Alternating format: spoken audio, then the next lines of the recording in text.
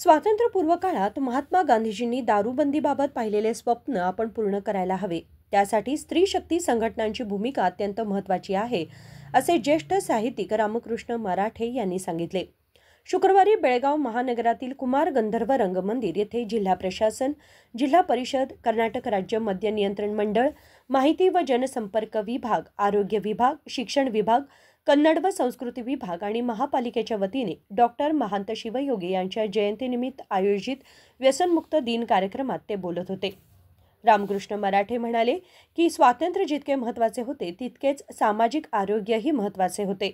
स्वातंत्र्य मिळण्याच्या 10 वर्षे आधी म्हणजे 14 ऑगस्ट 1930 रोजी गांधीजींनी हरिजन या पत्रिकेत लेख लिहिला होता. त्या लेखात म्हटले होते की माझ्या दृष्टीने दारूचे व्यसन ही वाढती सामाजिक व्याधी आहे. राज्य व केंद्र सरकारांनी संधी मिळताच ती दूर करायला हवी.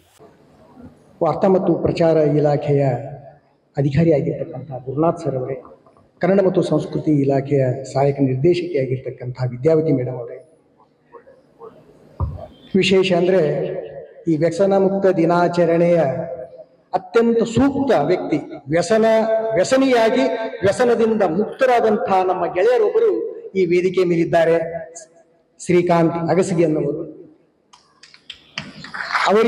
ಅವರಿಗೆ ಜೊತೆಗೆ ನನ್ನ ಎದುರೇ ಇರುವಂತಹ ಎಲ್ಲ ಹಿರಿಯರೇ, ಆತ್ಮೀಯ ವಿದ್ಯಾರ್ಥಿನಿಯರೇ, ಮುದ್ದು ಮಕ್ಕಳೇ, ಎಲ್ಲರಿಗೂ ವ್ಯಸನ ಮುಕ್ತ ದಿನಾಚರಣೆಯ ಹಾರ್ದಿಕ ಶುಭಾಶಯಗಳು.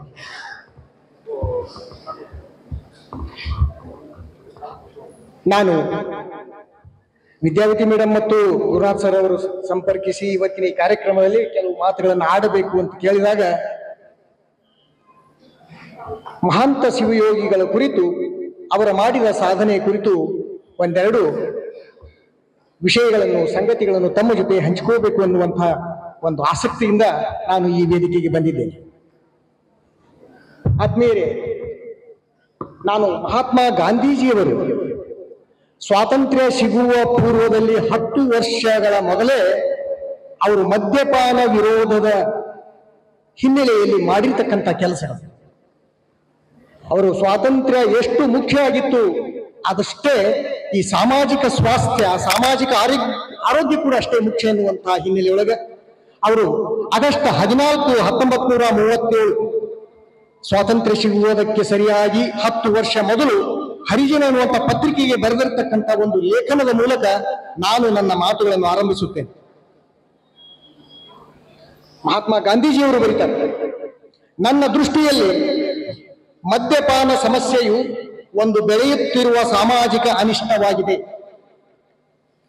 ರಾಜ್ಯ, ದೇಶ ತಮಗೆ ಅವಕಾಶ ಸಿಕ್ಕಾಗ ಇದನ್ನು ತೊಡೆದು ಹಾಕಲು ಪ್ರಯತ್ನ ಮಾಡಲೇಬೇಕು. ಇದರ ಉದ್ದೇಶ ಎಲ್ಲರಿಗೂ ತಿಳಿದಿರುವಂತಹದ್ದು. ಕೂಲಿಕಾರರನ್ನು ಮತ್ತು ದಲಿತರನ್ನು ಸುರಿದು ತಿನ್ನುವ ಈ ಸಮಸ್ಯೆಗೆ ಪರಿಹಾರ ಕಂಡುಕೊಳ್ಳಲೇಬೇಕು.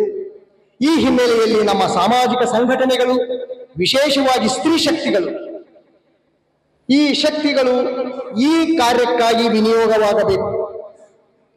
ನಾನು ನಿರ್ದೇಶನ ಮಾಡಿರುವ ಪಾನ ನಿರೋಧವು ಸುಧಾರಣೆಯ ಕೇವಲ ಆರಂಭ ಮಾತ್ರ.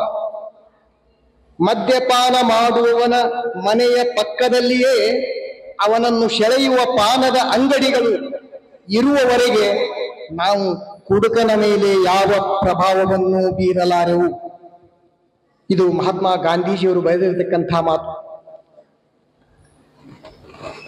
ಮುಂದುವರಿದು ಒಂದು ಮಾತನ್ನು ಹೇಳ್ತಾರೆ, ನಾನೇನಾದರೂ ಸರ್ವಾಧಿಕಾರಿಯಾಗಿದ್ದರೆ, ಮಹಾತ್ಮ ಗಾಂಧೀಜಿಯವರು ನಾನೇನಾದರೂ ಸರ್ವಾಧಿಕಾರಿಯಾಗಿದ್ದರೆ ಒಂದೇ 1 ಗಂಟೆ ಸಾಕು, ಈ ದೇಶದಲ್ಲಿ ಇರ್ತಕ್ಕಂಥ ಎಲ್ಲ ಮದ್ಯಪಾನದ ಅಂಗಡಿಗಳನ್ನು ಮುಚ್ಚಿಸಿ ಬಿಡುತ್ತೇನೆ. ಇದು ಮಹಾತ್ಮ ಗಾಂಧೀಜಿಯವರ ಘೋಷಣೆ, ಅವರು ಬರೆದಿರ್ತಕ್ಕಂಥ ಯಂಗ್ ಇಂಡಿಯಾದಲ್ಲಿ ದಾಖಲೆಯಾಗಿರ್ತಕ್ಕಂಥ ಲೇಖನ. ಆತ್ಮೀಯರೇ, ಈ ಹವ್ಯಾಸಗಳು ಯಾವ ರೀತಿಯಾಗಿ ಇಡೀ ಸಮಾಜಕ್ಕೆ ಸವಾಲಾಗಿವೆ ಅನ್ನುವಂಥ ಒಂದು ವಿಚಾರ ಗಾಂಧೀಜಿಯವರ ದೃಷ್ಟಿಯಿಂದ ನಾವೆಲ್ಲ ಇಲ್ಲಿ ತಿಳ್ಕೊತಾ ಇದ್ದೇವೆ. ಇನ್ನು यावेळी बोलताना BEO रवी भजंत्री म्हणाले की स्वामी विवेकानंदांनी तरुण शक्तीच्या बळावर देशाचे भविष्य बदलता येते असा संदेश दिला. परंतु आजच्या काळात तरुण व्यसनाधीन होऊन राष्ट्राच्या आरोग्याला हानी पोहोचवत आहेत. ಆದರೆ ನಾಳಿನ ದಿನ ನಿಮ್ಮದು. ವಿವೇಕಾನಂದರು ಹೇಳುವ ಹಾಗೆ, ನನಗೆ ಕಬ್ಬಿಣದಂತಹ ಮಾಂಸ ಕಂಡ, ಉಕ್ಕಿನಂತಹ ನರ ಇರುವ ಕೆಲವೇ ಕೆಲವು ಯುವಕರನ್ನ ಕೊಡಿ, ಈ ರಾಷ್ಟ್ರದ ಭವಿಷ್ಯವನ್ನೇ ಬದಲಿಸ್ತೀನಿ ಅಂತ ಕರೆ ಕೊಟ್ಟಿರತಕ್ಕಂಥ ಮಹಾನ್ ಸಾಧಕ. ಆದರೆ ಇವತ್ತಿನ ದಿನಗಳಲ್ಲಿ ಮೊಬೈಲ್ ಆಗಲಿ, ಅದ್ರ ಜೊತೆಗೆ ಬೇರೆ ಬೇರೆ ಕೆಲವೊಂದು ವ್ಯಸನಗಳಿಗೆ ಯುವ ಜನತೆಯನ್ನ, ಈ ರಾಷ್ಟ್ರದ ಸ್ವಾಸ್ಥ್ಯವನ್ನ ಹಾಳು ಮಾಡುವ ವಸ್ತುಗಳಾಗಲಿ ಮುಂದೊಂದು ದಿನ ಈ ನಾಡು ಬಲಾಢ್ಯವಾಗಿ ನಿಲ್ಲಬೇಕಾದ್ರೆ ಅಂಡುಕೊಂಡಿರ್ತಕ್ಕಂಥ ವ್ಯಸನಗಳು ಮಹಾ ರೋಗಗಳು. ಹೀಗಾಗಿ ಇವುಗಳಿಂದ ದೂರ ಇರಬೇಕು. ಆರೋಗ್ಯವಂತವಾಗಿರ್ತಕ್ಕಂಥ ಸದೃಢ ಸಮಾಜ, ಸದೃಢ ರಾಷ್ಟ್ರವನ್ನ ಕಟ್ಟಬೇಕು ಅಂತಕ್ಕಂಥದ್ದು ಇಲ್ಕಲ್ ಮಹಾತತ್ವಗಳ ದೊಡ್ಡ ಕನಸಾಗಿತ್ತು.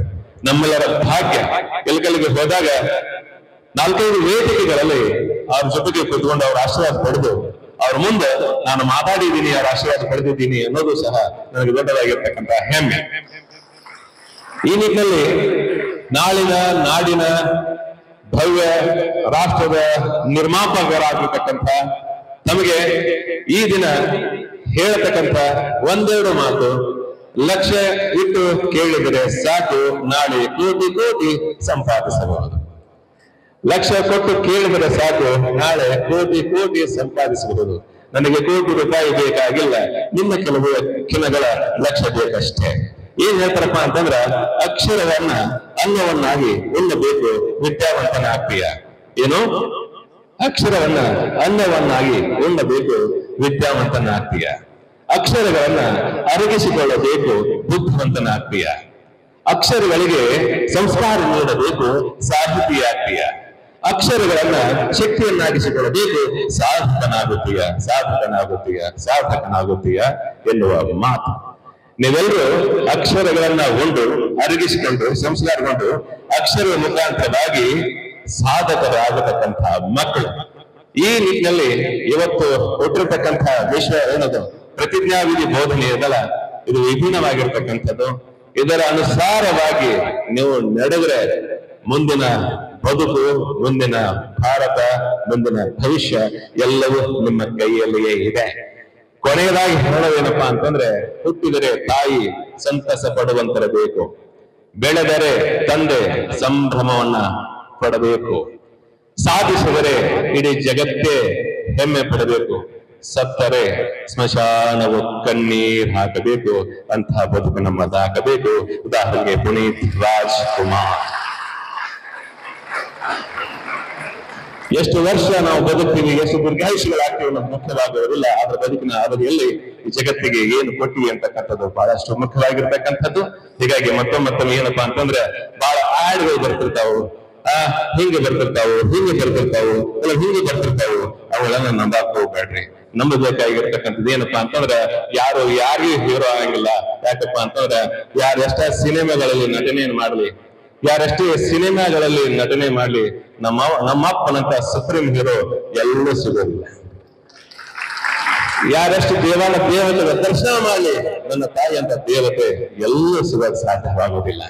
ಹೀಗಾಗಿ ತಂದೆ ತಾಯಿಗಳ ಮುಂದೆ ಬೆಳೆದು ನಿಲ್ಲಬೇಕಾಗಿರ್ತಕ್ಕಂಥ ನಾವು, ಬದುಕು ಕಟ್ಟಿಕೊಳ್ಳಬೇಕಾಗಿರ್ತಕ್ಕಂಥ ನಾವು ನಮ್ಮ ದೈಹಿಕ ಮಾನಸಿಕ ಆರೋಗ್ಯವನ್ನು ಕಾಪಾಡಿಕೊಳ್ಳುವುದರ ಜೊತೆಗೆ ಈ ರಾಷ್ಟ್ರವನ್ನ ಕಟ್ಟತಕ್ಕಂಥ ವಿಶ್ವದ ಆರೋಗ್ಯಯುತವಾಗಿರ್ತಕ್ಕಂಥ ರಾಷ್ಟ್ರೀಯ ಸಂಪತ್ತು ನಾವು ಆಗೋಣ ಅಂತ ಹೇಳ್ತಾ ಅವಕಾಶ ಕೈಗೊಂದಿಸ್ತಾ ಎಲ್ರಿಗೂ ಒಳ್ಳೆಯದಾಗಲಿ. नमस्कार. या कार्यक्रमाला अपर जिल्हाधिकारी विजयकुमार हुनकेरी, गुरुनाथ कडबूर, संजय डोडमनी, श्रीकांत अरसिकेरी, विद्यावती भजंत्री आदी मान्यवर उपस्थित होते. संकल्प शिंदे, KMM मराठी, बेळगाव.